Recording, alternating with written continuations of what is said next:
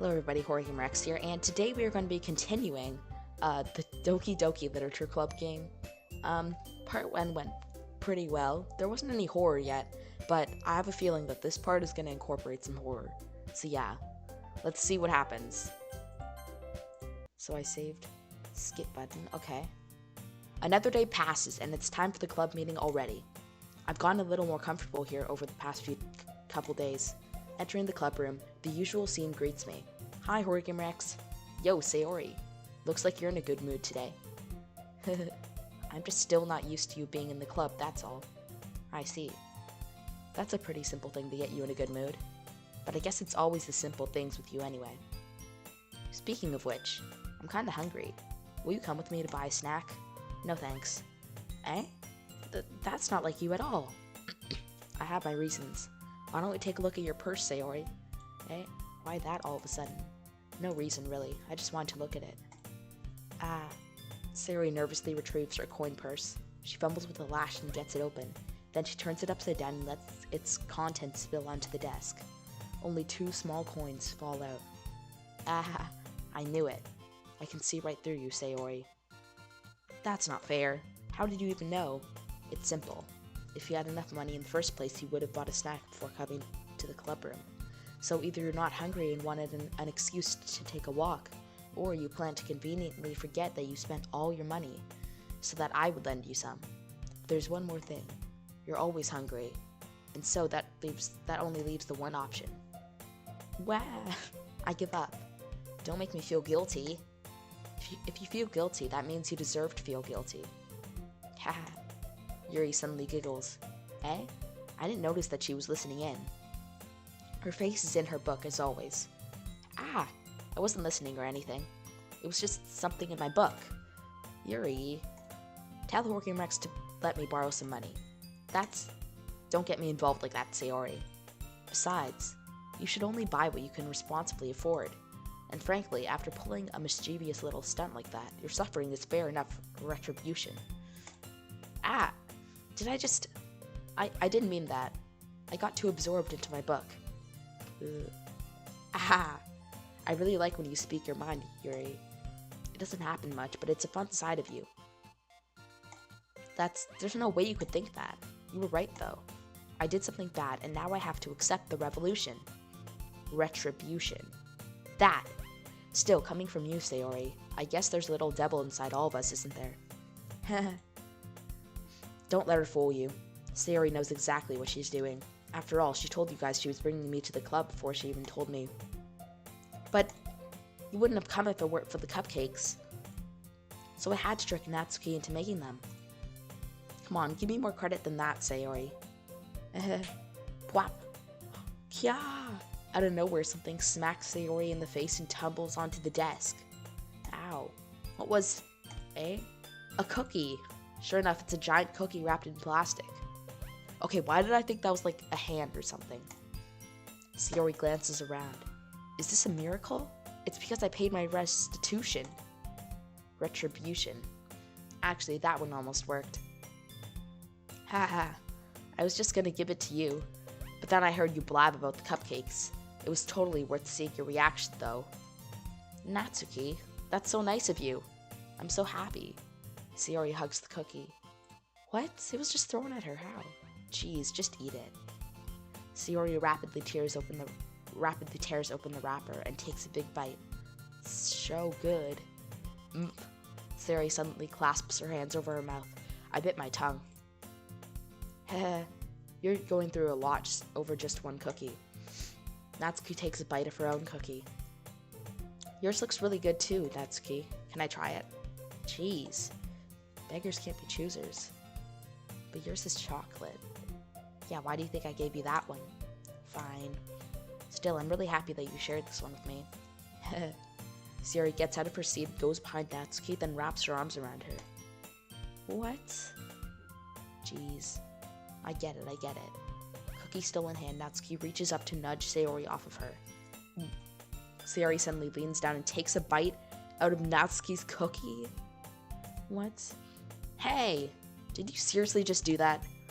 Ooh. Mouthful, Sayori trots away to safety. Yuri and I laugh as well. Jeez, you're such a kid sometimes. Monica, can you tell Sayori? Hey. Natsuki glances around. Monica isn't in the club room. Ugh. Where's Monica anyway? Good question. Have any of you heard anything about her being late today? Not me. Yeah, I haven't either. That's a bit unusual. I hope she's okay. Of course she's okay. She probably just had something to do today. She's pretty popular after all. Eh? You don't think she has a... I wouldn't be surprised. She's probably more desirable than all of us combined. That's true. Excuse me? Suddenly the door swings open. Sorry, I'm super sorry. Ah, there you are. I didn't mean to be late. I hope you guys weren't worried or anything. Eh? Monica chose the club over her boyfriend after all. You're so strong-willed. Boyfriend? What on earth are you talking about? Monica quizzically glances at me. Ah, never mind that. What held you up anyway? Ah, well, my last period today was study hall. To be honest, I kind of just lost track of time. Ha, that makes no sense though. You would have heard the bell ring at least. I must not have heard it since I was practicing piano. Piano? I wasn't aware you played music as well, Monica. I don't really. I kind of just started recently. I feel like Monica's hiding something. She for sure is hiding something. I feel like she's like a killer or something behind the scenes. I've always wanted to learn piano. That's so cool. You should play something for us, Monica. Monica looks at me. Maybe once I get a little bit better, I will. Yay! That sounds cool. I'd also look forward to it. Is that so? In that case, I won't let you down, Horror Game Rex. Monica smiles sweetly. Ah, I didn't mean any pressure or anything like that. Haha, don't worry. I've been practicing a whole lot recently, and I'd really love the chance to share it once I'm ready. I see. In that case, best of luck. Thanks. So, I didn't miss anything, did I? Not really. I choose to leave out Sayori's mischievous escapade. I'm sure Natsuki will end up complaining to her anyway. It looks like everyone has already settled down. Sayori somehow already finished her entire cookie. Yuri is back to her book, and Natsuki disappeared into the closet. Horror Game Rex, Sayori suddenly comes up to me. I'm gonna go get some supplies from another classroom. Wanna come with me? Supplies? What for? Well, you know how the festival is coming up. Me and Monica were gonna make some posters and stuff. So I need to go find some crayons and markers and glue sticks. Ah, I see. Sure, I'll go with you. Yay! Okay, Monica, we'll be back soon. Oh, are you going with Horror Game Rex to get the supplies? There's no need to trouble yourself. I'd be happy to go with him. Aw, but I wanted to go. It's so much fun exploring empty classrooms and stuff. Okay. It was just a suggestion. See if you can find poster paper too, okay? Okay. Ready, Horror Game Rex? Yep, let's go. Yay, so this is the hallway. Sayori and I exit the club room. It feels like we've been in the club room for so long now, y'all. This is crazy. I follow behind as Sayori hums and skips around the hallway. Honestly, it feels like I'm taking a kid to the mall or something. Sayori finds pleasure in the simplest things sometimes. Hey Sayori, what exactly are we doing for the festival anyway? I'm not sure how you would make an event out of literature. Me and Monica have it all planned out. Don't you worry. Is that so? Yep. We're gonna do a poetry performance. A performance? Of what kind? Well, everyone is gonna take turns on stage and recite their favorite poems. Ah, that sounds kinda dull. Horror Game Rex, you're not thinking about it the right way at all. It's not just about reading poems, it's about performing them. Like you say the lines of the poem, like, between my feet, the last remaining flower beckons to me. I twist the stem, freeing it from its clinging roots, caressing the final joyous moment between my fingers. But to what ends have I summoned this joy? For now, when I look in every direction, the once prosperous field before me is but a barren wasteland. Like that. Sayori, how do I put this? I'm sure it's just me, but it's impossible for me to take you seriously when you talk like that. You meanie. I'm working super hard on this, you know. I know.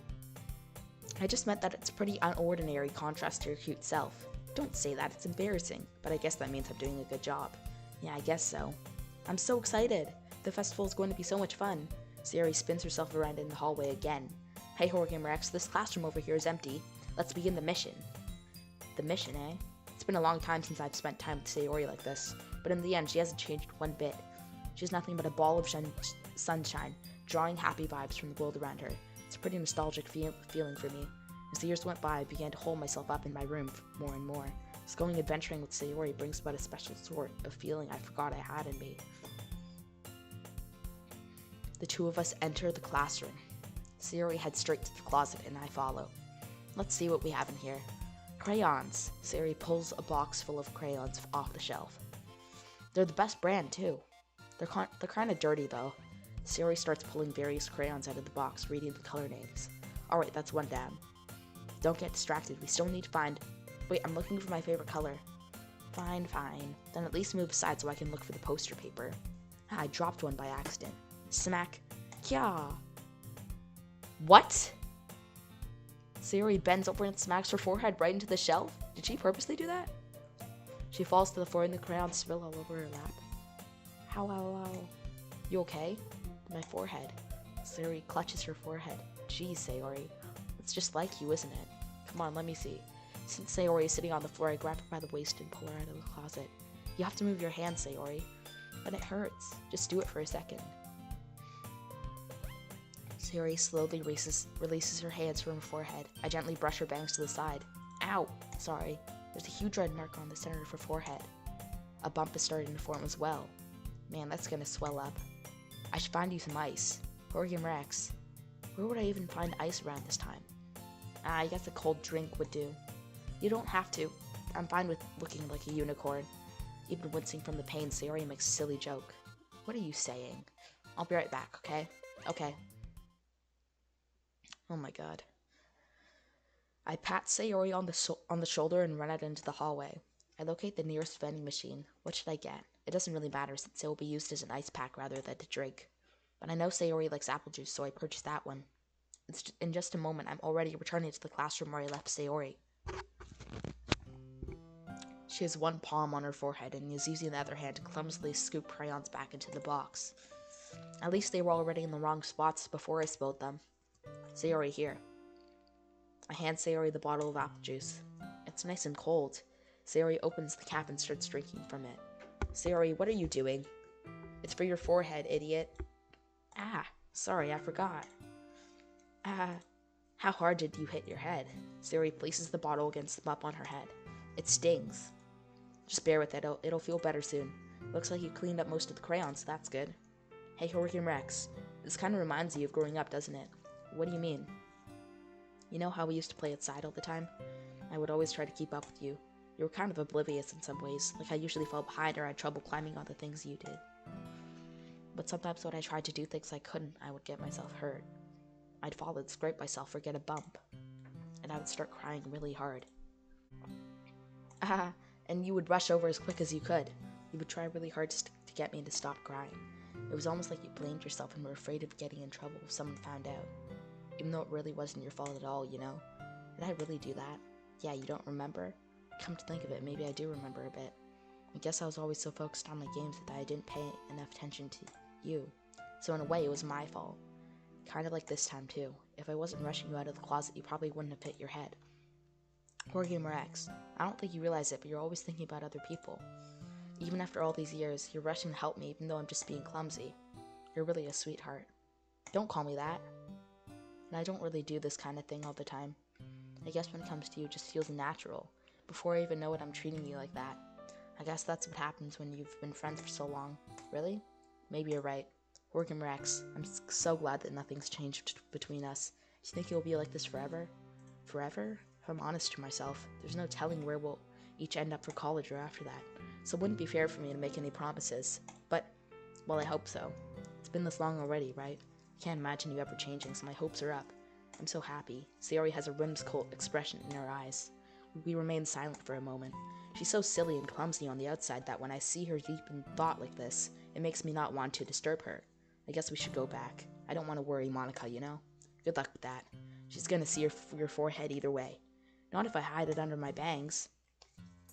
Sayori hops to her feet. Ah! She clutches her forehead again. Don't stand up so fast over hurting yourself. Ooh. Well, I guess it's too late now. Anyway, let's go. I follow Sayori out of the classroom. Sayori plays with her bangs to try to hide the bump, but without much success. I really hope the horror part comes soon. It's like your average romance thing, I feel like. In a moment, we make it back to the club room. Ah, you're back. Good timing. I was just about ready to start with sharing our poems. Sayori, your forehead. She's fine, don't worry about it. I was playing with the crayons and smacked my forehead into the shelf. Well, anyway, were you able to find everything we needed? Uh-huh, I have it right, eh? Sayori frantically glances around herself. I forgot all the stuff. Calm down, Sayori. I have it all right here. I found the poster paper, too. Haha. Sounds like you ended up doing all the work, Jorge Rex. Ah, well, Sayori, I failed to come up with an excuse for Sayori. I made it an adventure. Yeah, that. Okay. In any case, good work. I'll start working on the posters tonight. Me too. Okay, everyone. Are you ready to share your poems? Guess I should grab mine. After making sure the crayon box is closed tightly, I return to my seat. Okay, we're doing this again. Okay, let's see if things are more demonic this time.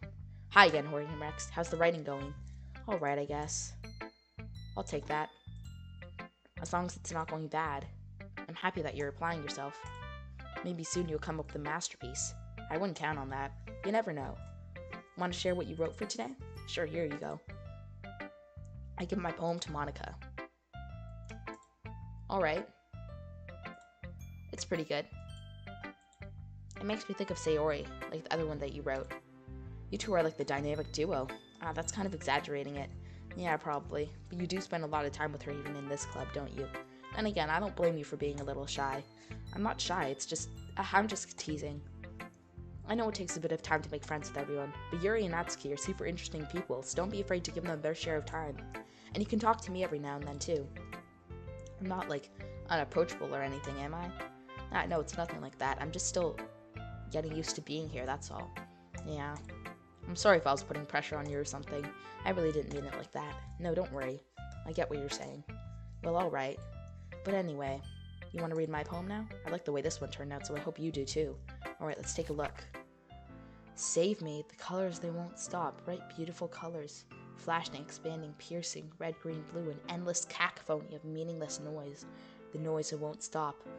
Violent, grating waveforms, squeaking, screeching, piercing, sine, cosine, tangent, like playing on a chalkboard on a turntable, like playing a vinyl on a pizza crust.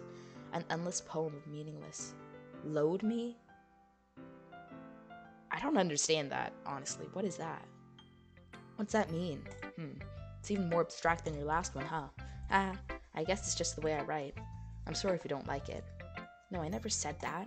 It's just the kind of thing I've never really seen before, I guess. I kind of like playing with my space on the paper. Choosing where and how to space your words can totally change the mood of the poem. It's almost like magic. The way I wrote the lines really short makes it feel like they're trying to speak over the noise. I see. It's still hard for me to tell what it's about, though. Sometimes asking what a poem is about isn't the right question. A poem can be as abstract as a physical expression of a feeling, or a conversation with the reader. So putting it that way, not every poem is about something. Anyway, here's Monica's writing tip of the day. Sometimes you'll find yourself facing a difficult decision. When that happens, don't forget to save your game. You never know when you might change your mind, or when something unexpected may happen. Wait, is this tip even about writing? What am I even talking about? Haha, that's my advice for today. Thanks for listening. Oh, so it's just telling you that you can save your game, I guess. Okay, let's show it to Yuri. Let's see if you were in for today. Well done, Jorge Rex. Your skills are already improving. Really? Thanks, Yuri.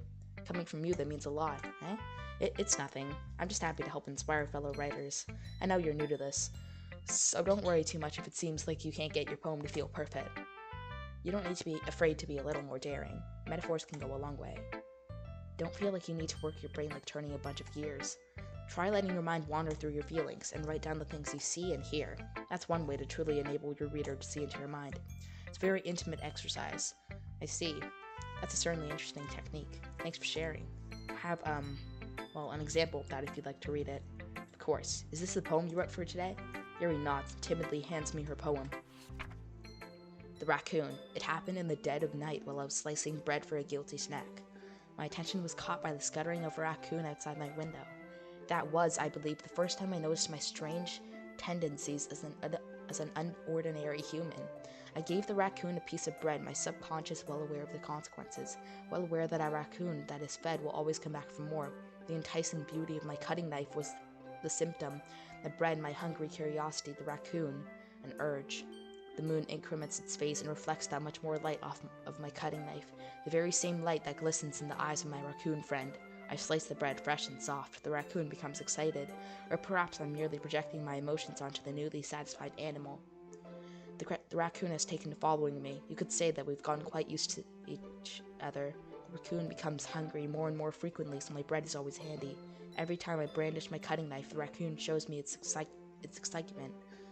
A rush of blood, classic Pavlovian conditioning. I slice the bread and I feed myself again. What? It's kind of disturbing, I guess. I was a little more daring with this one than yesterday's. I can see that. It's a lot more metaphorical. I don't know if it's my fault, but I can't begin to imagine what this poem is about. That's right. It's a bit closer to my preferred writing style, using the poem as a canvas to express vivid imagery and conveying emotions through them. Yeah, if I take it at face value, then I can't even figure out what it's supposed to mean. Well, I think it's something that different people can relate to in their own way.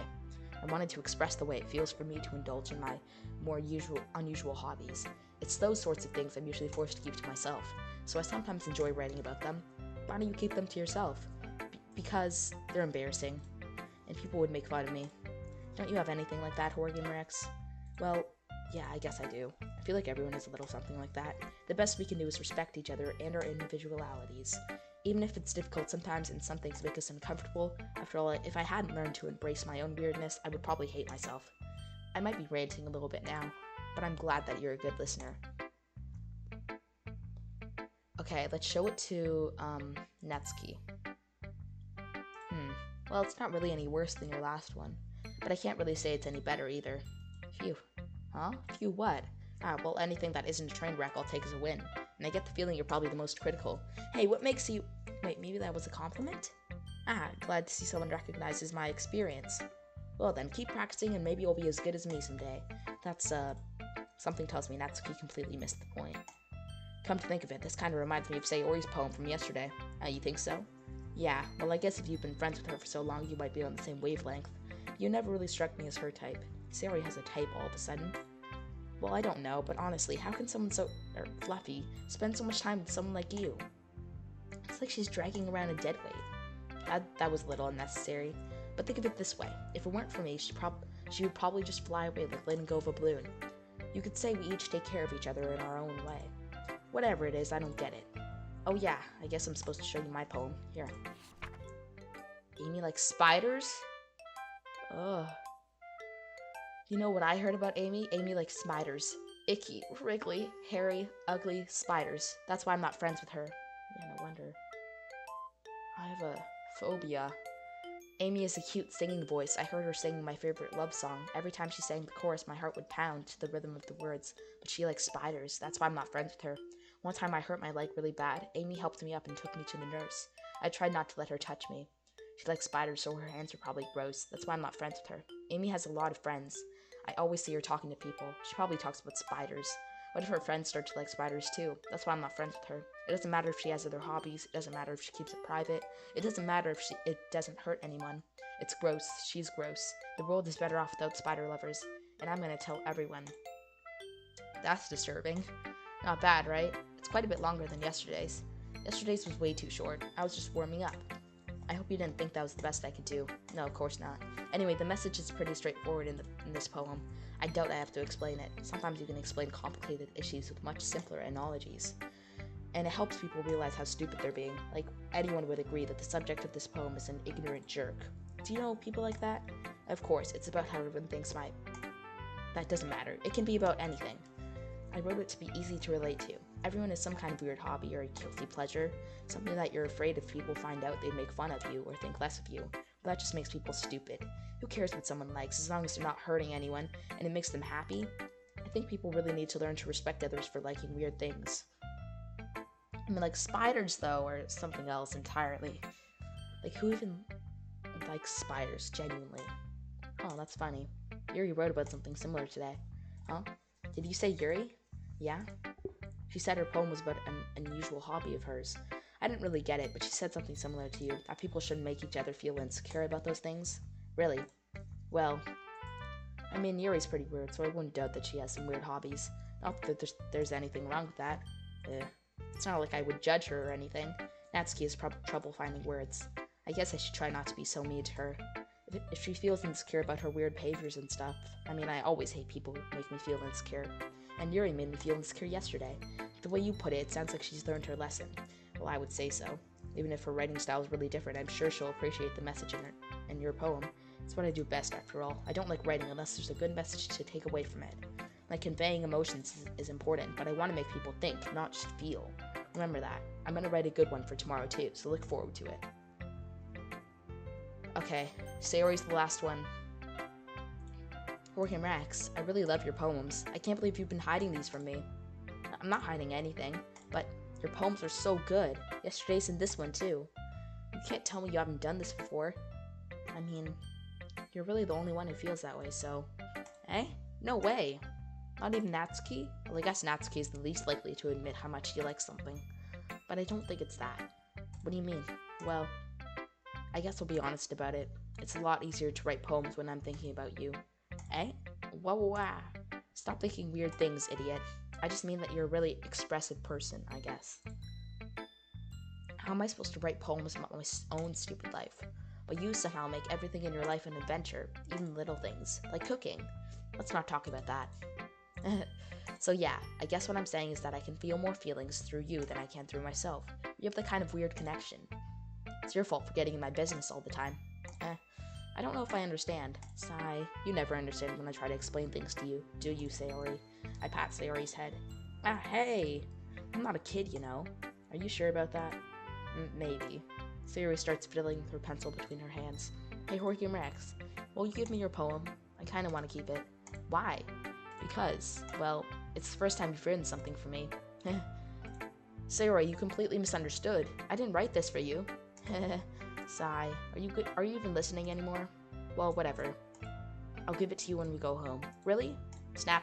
Ah! I broke my pencil! Sayori hastily bends down to pick up the piece she dropped, but being inattentive of her surroundings, she bumps right into me. Holy clumsy. Sorry! It's fine. I'll get it for you. I bend down and pick up the broken pencil. Sayori clutches the desk beside her to support herself, knees shaking. I'm a little clumsy today. Let's sit down, Sayori. Yeah. I grab Sayori's arm and help her sit at the desk. Anyway, I still haven't read your poem. Oh, sorry, I forgot about that. But it's not as good as yours. Geez, don't worry. I'm sure you'll like it. Bottles. I pop off my scalp like the lid of a cookie jar. It's a secret place where I keep all my dreams. Little balls of sunshine, all rubbing together like a bundle of kittens. I reach inside with my thumb and forefinger and pluck one out. It's warm and tingly. But there's no time to waste. I put it in a bottle to keep it safe. And I put the bottle on the shelf with all of the other bottles. Happy thoughts in bottles, all in a row. My collection makes me lots of friends. Each bottle is starlight to make amends. Sometimes my friend feels a certain way. Down comes a bottle to save the day. Night after night, more dreams. Friend after friend, more bottles. Deeper and deeper my fingers go. Like exploring a dark cave, discovering the secrets hiding in the nooks and crannies. Digging and digging, scraping and scraping. I blow dust off my bottle caps. It doesn't feel like time elapsed. My empty shelf could use some more. My friends look through my locked front door. Finally, all done, I open up, and in come my friends. And they come in such a hurry. Do they want my bottles that much? I frantically pull them from the shelf one after the other, holding them out to each and every friend, each and every bottle. But every time I let one go, it shatters against the tile between my feet. Happy thoughts in shards all over the floor. They were supposed to be for my friends who aren't smiling. They're all shouting, pleading, something, but all I hear is echo, echo, echo, echo, echo inside my head. Okay, I think she's messed up at this point. Holy crap, Sayori, did you really write this? Of course I did. Didn't I tell you yesterday I was going to write the best poem ever? Yeah, but, I mean, I didn't expect something like this coming from you. Monica taught me a whole lot, and I've been really in touch with my feelings recently. I see that. It's almost kind of creepy. Creepy? Well, not exactly. Maybe because I'm so used to you being cheerful. Well, never mind. I'm thinking too hard about it. The point is, it came out good, so you should be proud of it. Aw, thanks. I feel like I was meant to express myself this way. Why do I feel like at some point, like I'm gonna read their poems, and it's just gonna be like messed up stuff that they're saying? It already is pretty messed up, I'm just gonna say that. It even helps me understand my own feelings a little bit better. Writing is like magic. You've gotten pretty passionate about this, huh? I hope you keep it up. Yeah, writing's the best. I'm gonna keep writing until I die. Don't get ahead of yourself. Sayori's always had a habit of getting obsessed with something before dropping it no more than a week later. I wonder if this is one of those times, but seeing the passion in her eyes makes it hard for me to be pessimistic. Okay, everyone. We're all done reading each other's poems, right? I have something extra planned today, so if everyone could come sit at the front of the room.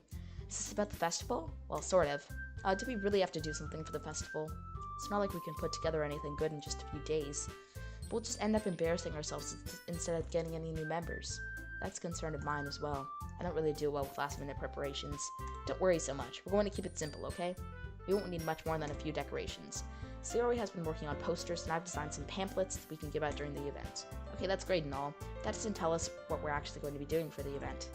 Sorry, I thought you heard about it already. We're going to be performing. Performing? But, Monica. Yeah, we're going to be having a poetry performance. Each of us are going to choose a poem to recite during the event. But the cool part is, we're also going to let anyone else come up and recite poems too. Sayori's putting it on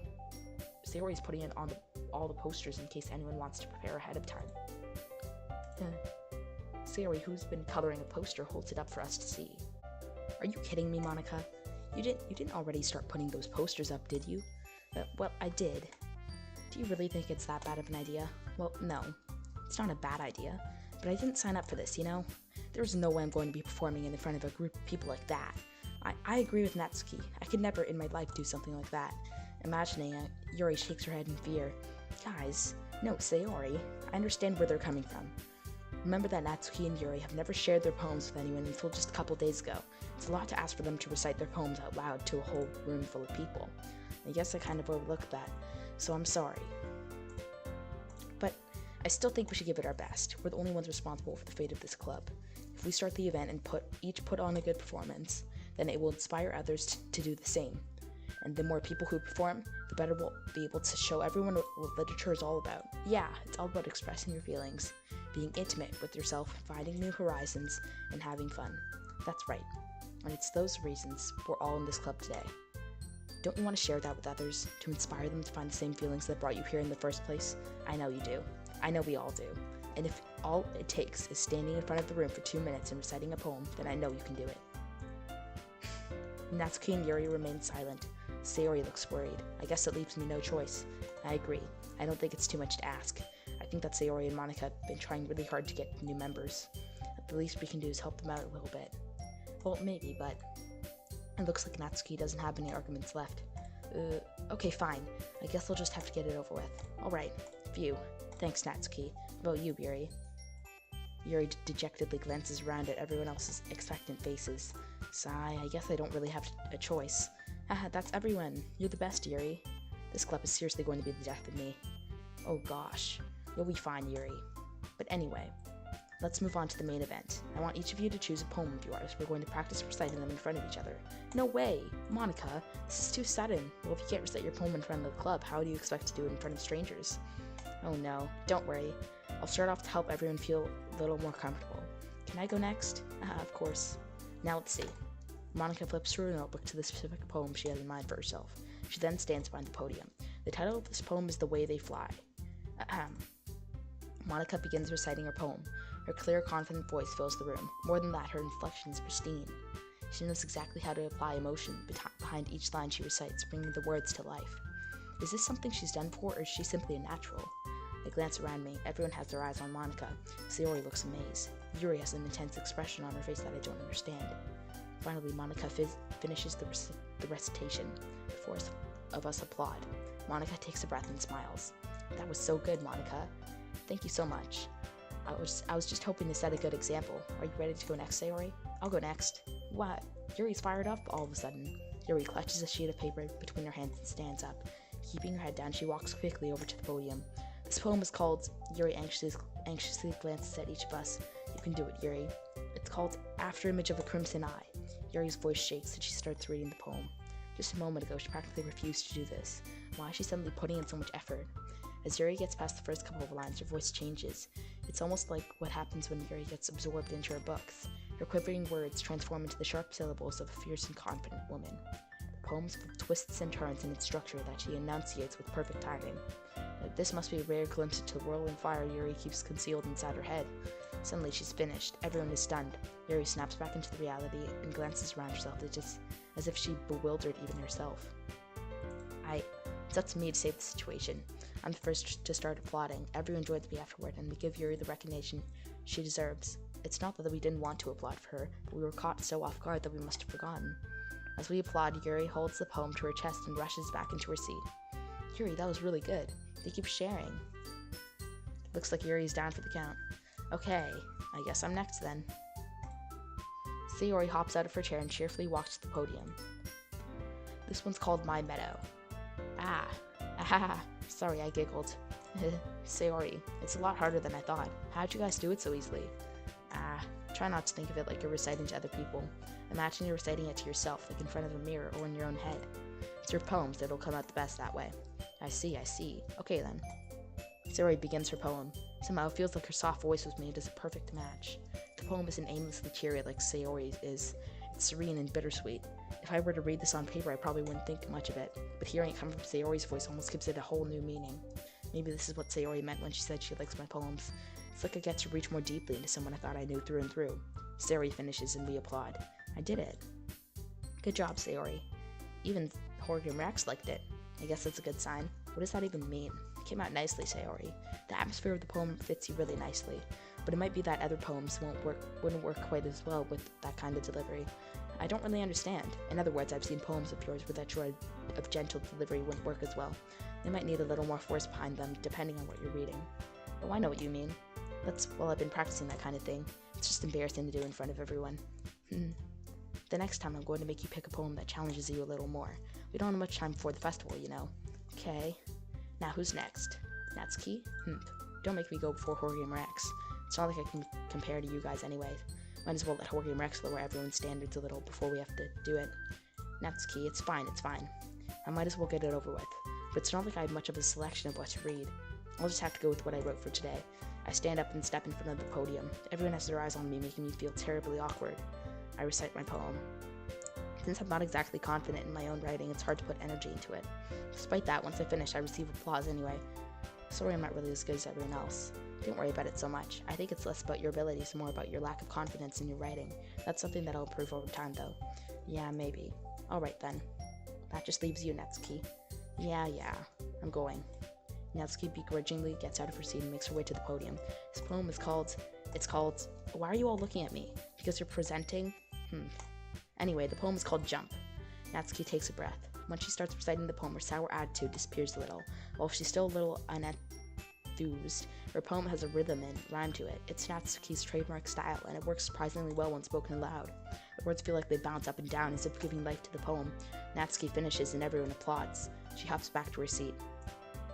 That wasn't so bad, was it? Easy for you to say. You'd better not make me do that again. Well. Do you at least feel prepared enough to recite a poem in front of other people? I mean, doing it in front of other people will be way easier.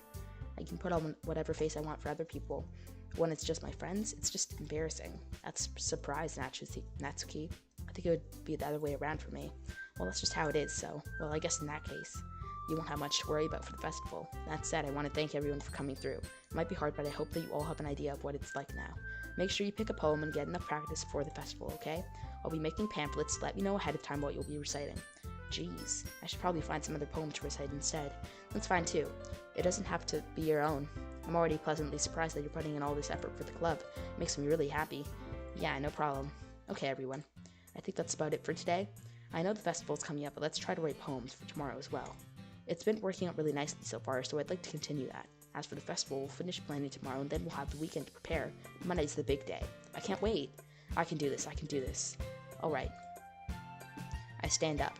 There's no way I'll be able to find the same enthusiasm as Sayori and Monica, but I'll do my best to get through it. If it's for the sake of the club and impressing Monica, then I'll have to do my best. Ready to go, Sayori? Yep. Look at you two, always going home together like that. It's kind of adorable, isn't it?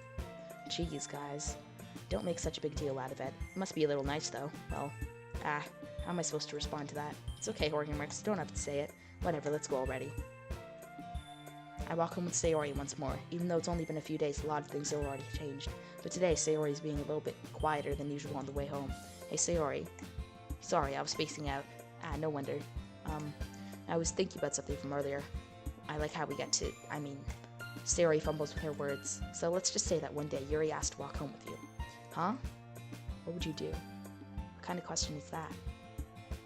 You're kind of putting me on the spot here. Well, I think I'd still walk with Sayori. Sayori, you really think I would ditch you for Yuri? But she's so beautiful and smart. Jeez. I already see her in the club every day. Besides, you always seem to really like going home together. I wouldn't just ruin that for you. You're so silly, Hori Rex. You think about me too much sometimes. Yuri would deserve it if she wanted it, so Sayori, I've already made up my mind. I really can't figure you out sometimes. Sorry. Besides, what's the point in speculating something that's never going to happen? The conversation trails off. It's kind of a weird thing for Sayori to care so much about, but I want to respect her and keep her happy too. Then again, the festival's only a few days away. Who knows what will happen in that time? Hopefully bad things. I'm hoping at this point. Doki Doki. Silly. Special. Sadness. I think. Oh, aura. You know. Okay. Milk? What? Cry. Death. What death?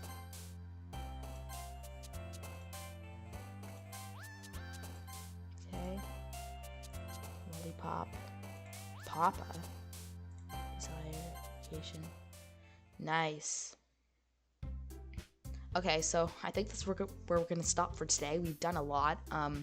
Still nothing scary has happened, which is kind of concerning. But I hope it's like gonna happen. Maybe it's just toward the end. I don't know. But let's hope part 3 has something scary.